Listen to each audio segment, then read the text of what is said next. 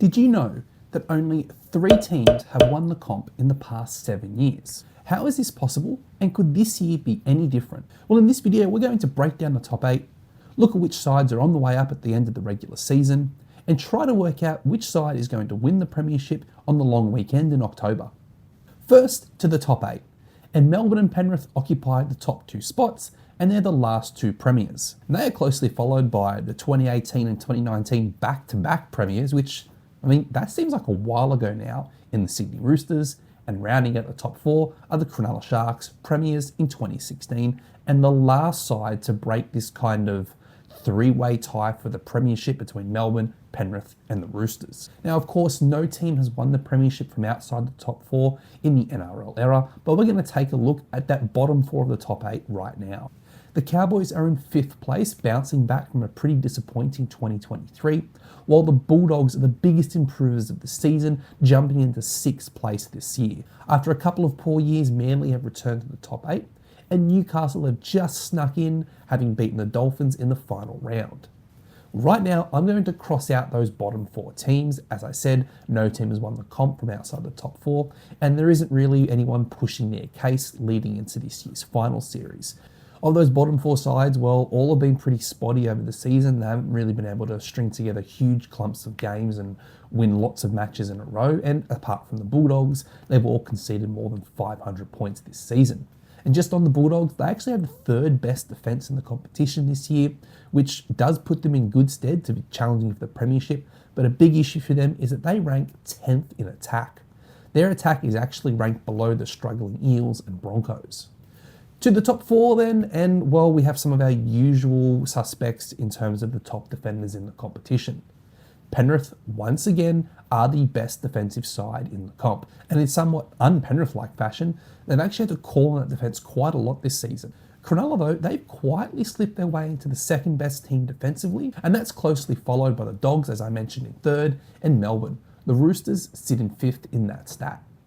Now, I could spend this entire video talking about stats and statistical likelihoods and what stats indicate which sides could be winning the comp, but that would bore the hell out of you, and to be perfectly honest, would bore the hell out of me. So instead, let's look at each side's attack and how they look to break down their opponents. First, we have the minor premiers in Melbourne, and that seems to be a pretty regular occurrence even during Penrith's very dominant run. Sure, Penrith have won the last couple of minor premierships, but Melbourne have been excellent for about 20 years. But they have had to change up their attack a little bit lately due to injuries in their spine, namely to Cameron Munster, but also injuries to Ryan Papenhuyzen, the small injuries to Jahrome Hughes, and the unavailability of Harry Grant throughout the Origin period. But at the end of the season, they are fit and firing.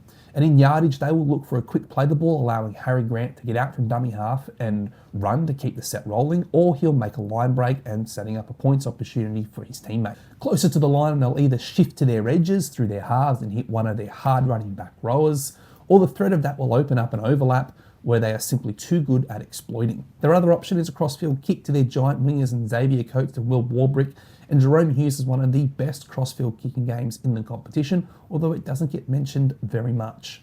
Out to Western Sydney, and the Panthers have been in almost a constant state of flux throughout this season. Long-term injury to Nathan Cleary has really hampered their halves selection, as well as injuries to their backup in Joe Cole and also to Brad Schneider. Jerome Luai was on Origin duty, as was Dylan Edwards, and Edwards himself had a quad injury to get over. So they've been a bit up and down this season, and their attack has shown. But despite the fact that their attack has been a little bit spotty this season compared to previous years, they have remained pretty consistent in the way they like to attack sides because, well, it's hard to stop and they're very good at it. I've done plenty of videos on this and the way that Penrith like to break down their opposition. Links are in the description, but we'll take a quick look at that anyway. When they are up their own end of the field, they will go to their edge and they try to get a one-on-one matchup with their centre, who can either make quick meters or generate a fast play the ball, allowing them to shift to the other side where the defence is stressed and then break down that opposing side's defence. Quite often the defence is retreating, they're matched up one-on-one, or they haven't actually numbered up properly and an overlap presents itself. When in the opponent's half, they like to go down the middle with Isa Yeo playing as a link man to suck in defenders, and that opens up gaps for his halves. If the opportunity presents and the defence backs off, well then Yeo will take on the line himself, where his offloading and ball playing sets up opportunities for his support runners. For the Roosters, they can be hard to handle at both ends of the fields due to their size of their backline.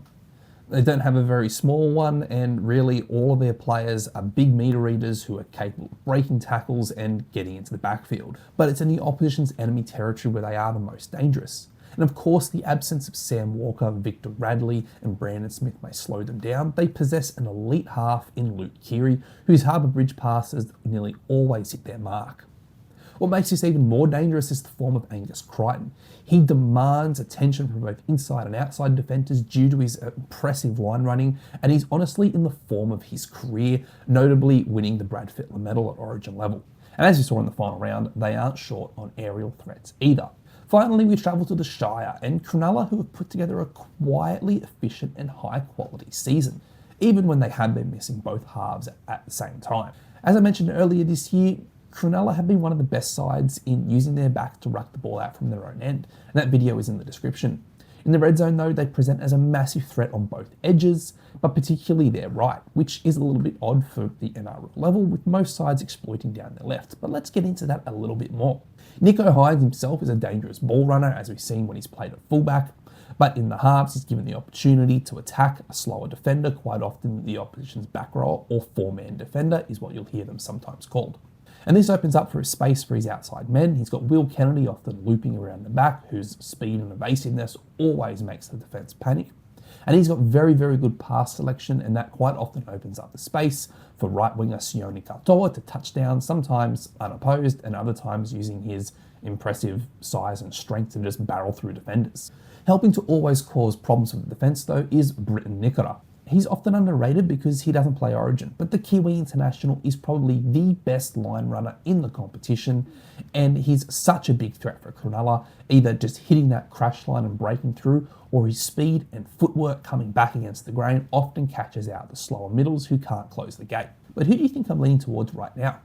Take a second to drop a comment and let me know who you think I'm about to tip to win the 2024 Premiership. First, I'm going to rule out one side, which is quite obviously the Roosters. Obviously, the absence of Sam Walker, Victor Radley and Brandon Smith delivers a huge blow to their title aspirations. And when they need a little bit extra creativity, or even if it comes down to a goal-kicking duel, Sam Walker's their best option kind of in both areas. He's shown his ability to pop a pressure field goal as well as a pressure conversion. And not only that, in finals, sometimes you need that bit of individual brilliance. And that's not to say that they're going to be completely bereft of that. They've, of course, got James Tedesco at fullback and still a very, very powerful backline. I just struggle to see whether the Roosters are really going to be able to efficiently break down sides and take advantage of all the opportunities that will present themselves. A choice between the next three becomes a little bit more difficult, though. The Panthers are hard to get a read on because Nathan Cleary has been out for so long this season. And despite finishing second, they are down attacking-wise. If we look at the stats, they have scored only the 6th most points this season, a stat they haven't finished outside the 4 in since 2021.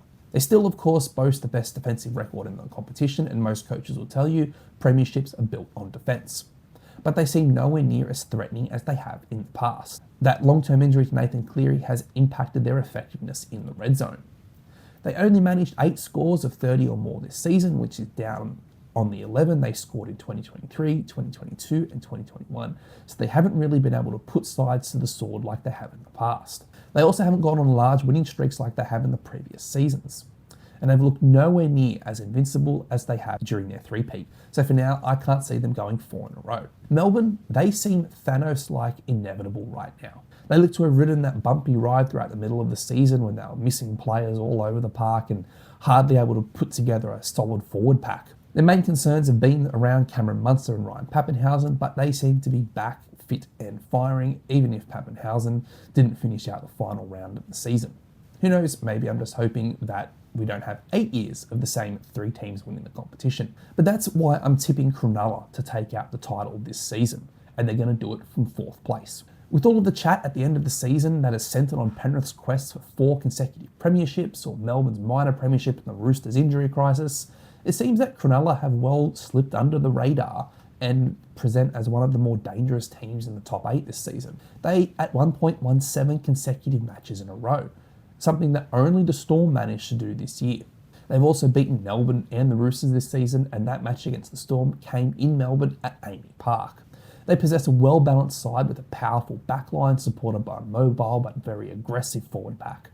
Their halves may not be the biggest names this season, but they have been consistent alongside a dangerous fullback in Will Kennedy, and one of the most underrated hookers in the game. So, do you think I'm right?